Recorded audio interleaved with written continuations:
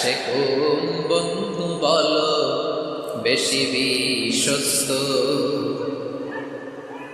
সে কোন বন্ধু বলো বেশি বিশ্বস্ত, কার কাছে মন খুলে দেয়া যায়, কার কাছে সব কথা বলা যায়, হওয়া যায় বেশি আশ্বস্ত। তার নাম